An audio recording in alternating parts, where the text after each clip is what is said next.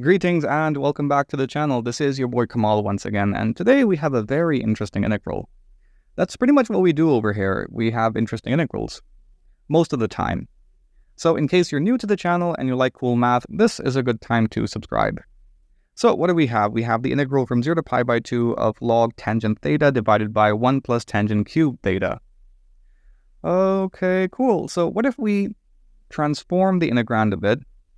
Rather drastically transform the integrand by turning the trig functions into polynomial functions, and we can do that quite easily if we let tangent theta equal x, which of course implies that theta equals arctangent x, and this further implies that d theta equals 1 by 1 plus x squared dx on differentiation.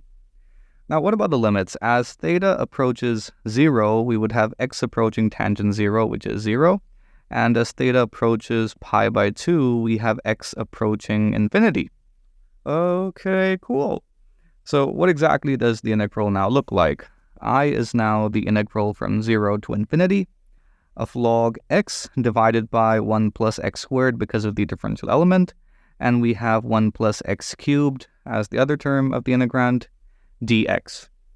So we have this integral from 0 to infinity, and one thing I like to do when I have integrals involving log functions and polynomial functions is I would like to translate this into an integral from 0 to 1 because it has a certain utility. Let me expand on what I'm trying to say by writing the integral as the integral from 0 to 1 plus the integral from 1 to infinity of log x divided by 1 plus x squared times 1 plus x cubed dx.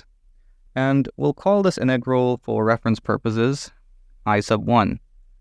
And for the integral I sub 1, I'm going to make a transformation by taking x to the 1 by x realm, and that means dx goes to the negative 1 by x squared dx realm. So this implies that I sub 1 equals the integral now from 1 to 0 of log 1 by x divided by 1 plus 1 by x squared would be, it can be simplified as 1 plus x squared divided by x squared. And by the same token, we have 1 plus x cubed divided by x cubed, and the differential element transformed into all of this junk. We could cancel x squared terms immediately, and we can expand using x cubed as well. So that would give us, if I switch up the limits of integration as 0 to 1, it cancels out the negative sign with the negative 1 by x squared term. But I have log 1 by x, which is of course negative log x, so we've basically just recovered the negative sign. Anyway, so we have 1 plus x squared downstairs and 1 plus x cubed with it, divided by x cubed. But if I expand using x cubed, I could just write it up here. Okay, cool.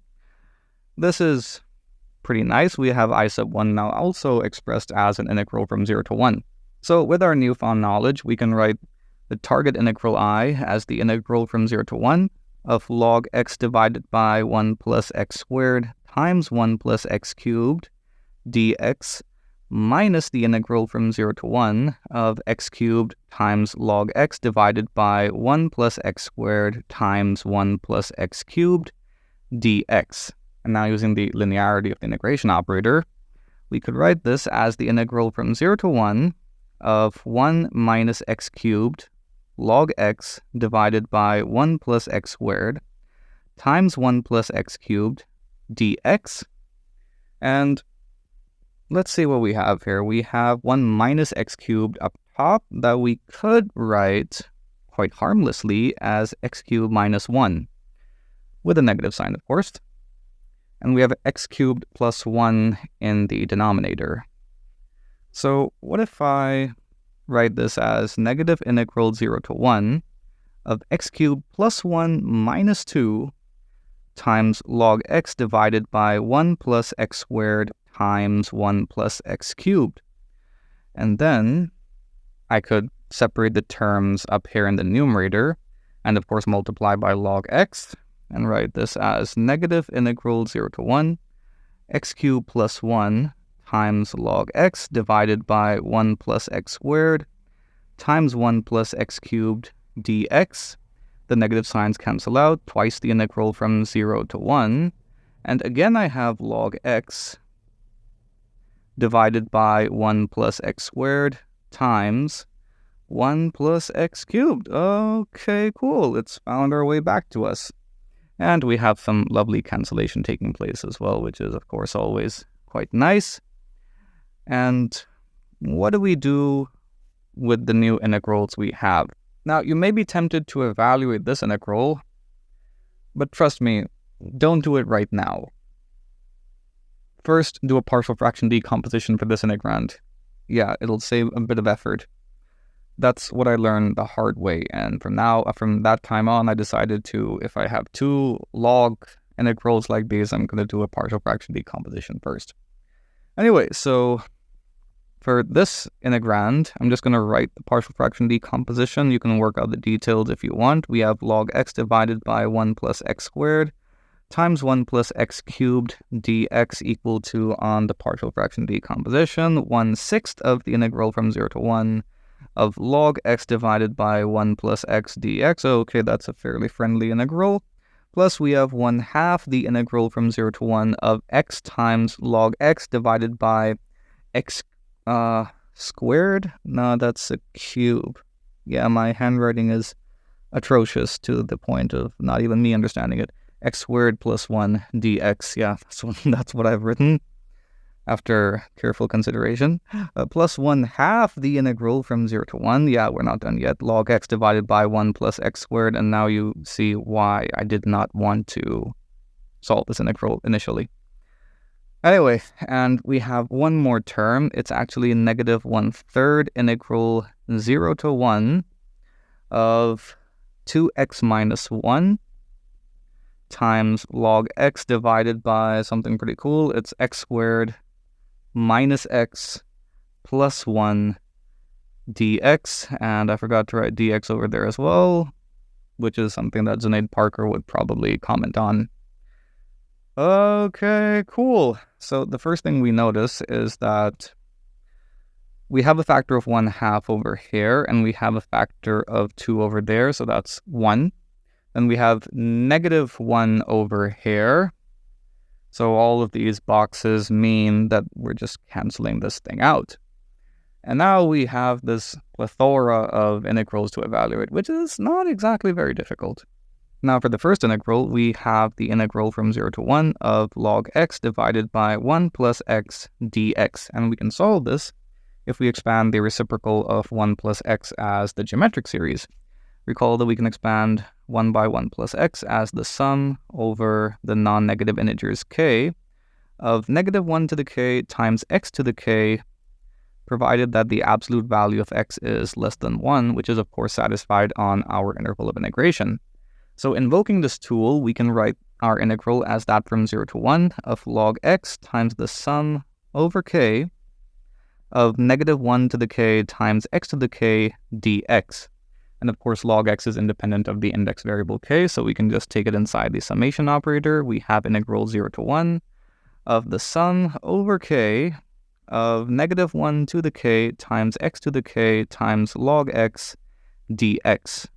And now we can switch up the order of the integration and summation operators and write this as, why is this always so hard to write properly despite quite a bit of practice? It's also the same case with the way I write summation operators. Despite quite a bit of practice, I'm just not good at it right now, at least writing them in a continuous manner or repeated manner.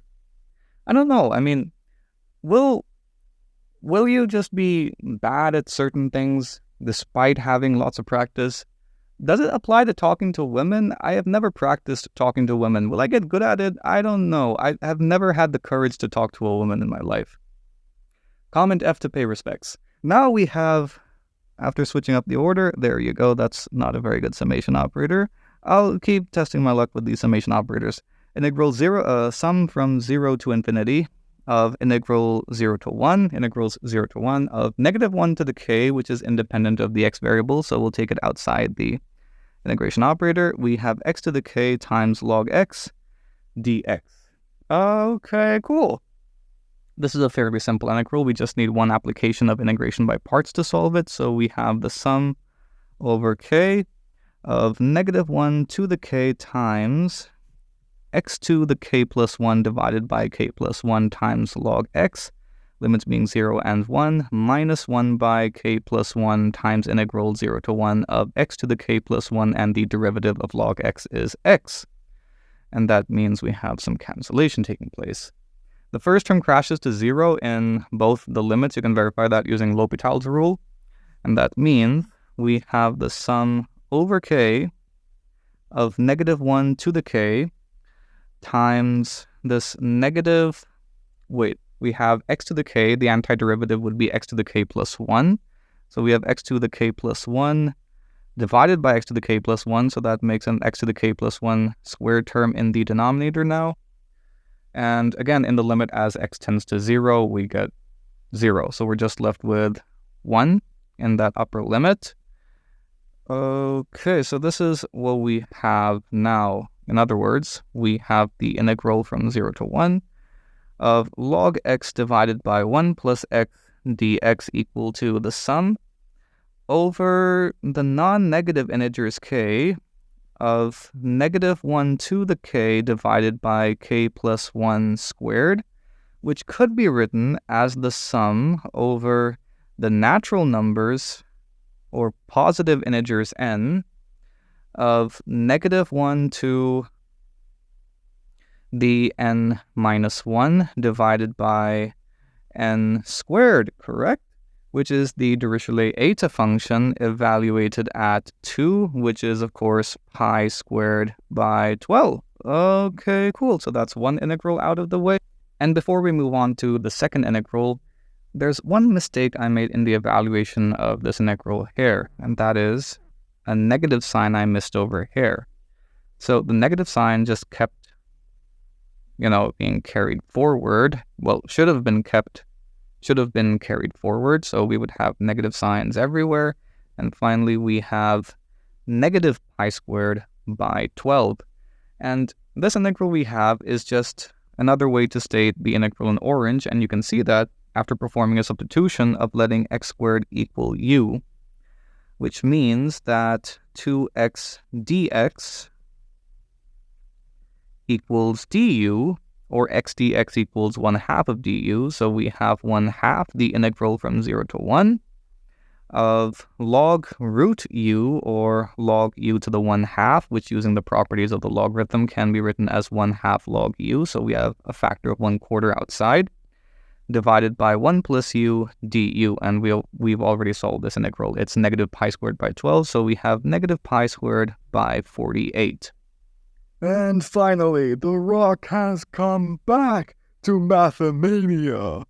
Oh, wait, Ron stripped. Anyway, so we have now finally the integral from 0 to 1 of 2x minus 1 times log x divided by x squared minus x plus 1, which looks like it should be quite easily solved using integration by parts, because we can write this as the integral from 0 to 1 of log x times the differential of log x squared minus x plus 1. Yeah, that's exactly what this thing looks like. If you take the derivative of log x squared minus x plus 1, we do get this term in the denominator and 2x minus 1 up top. So let's just apply the integration by parts approach, meaning that we have log x squared. Rather, I'm writing this as 1 minus x squared times log x, with the limits being 0 and 1, minus integral 0 to 1 of log 1 minus x squared. And the derivative of log x is, of course, the reciprocal of x. Okay, and again, in the limits, both limits 0 and 1, this thing crashes to 0. You can verify that using L'Hopital's rule. I'm just writing out the results directly, which implies, rather just writing it, we have the integral equal to this thing, log 1 minus x squared divided by x dx, which looks like a pretty interesting structure, but how on earth are we going to solve it? Well, there's a nice series expansion for the logarithm function, recall that we can expand 1 by 1 minus x as the sum over the non-negative integers of x to the k. But if we integrate, then that means we have negative log 1 minus x on the left-hand side.